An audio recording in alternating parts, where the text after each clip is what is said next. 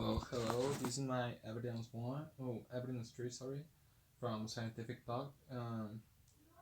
I'm gonna talk about mm, a research topic I already did. That is how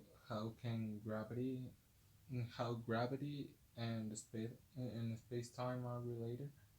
And well, in first slide, we have this question.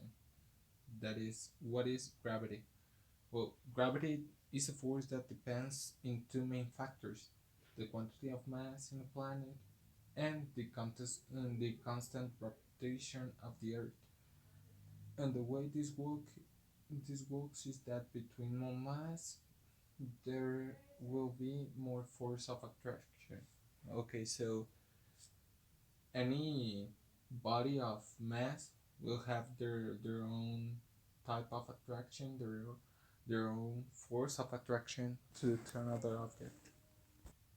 Here on Earth, we can represent gravity like a force with the measurement of 9.8 meters per second square, which represents the force of gravity we have on Earth. Well, other question we have is how gravity affects objects that are near this force, and this can obviously vary depending on the mass of them. Just like, well, in example, we have black holes because this will make even the space around it unstable. This is a phenomenon that nowadays is still being researched because of how complex it could be to get to a real answer. One of the most accepted theories of how gravity affects other objects around them is the mm, is the time time perception itself. Well, it will be the theory known as the theory of relativity of Einstein. Well, in this theory, he explains how massive objects cause a distortion in space-time, which causes gravity, just as explained in this picture that you can see. Well, now that we explained the theory of Einstein of relativity, we can go to the special relativity that he proposed. Well, this is obviously this is limited to objects that are moving with respect to an internal frame of reference. So, well, and here he begins to explain the behavior of light, and all other electromagnetic radiation. The theory of special relativity draws conclusions that are contrary to everyday experience but fully confirmed by experiments that examine subatomic particles at high speed or measure small changes between clocks traveling at different speeds.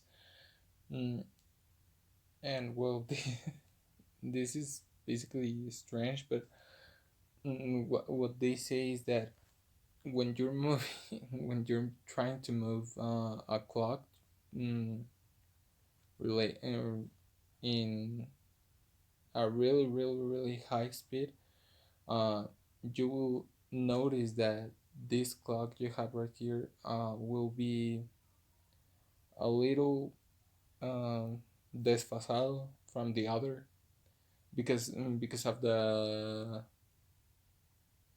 I don't know, time change, you could say, of the rupture of space time. I don't know.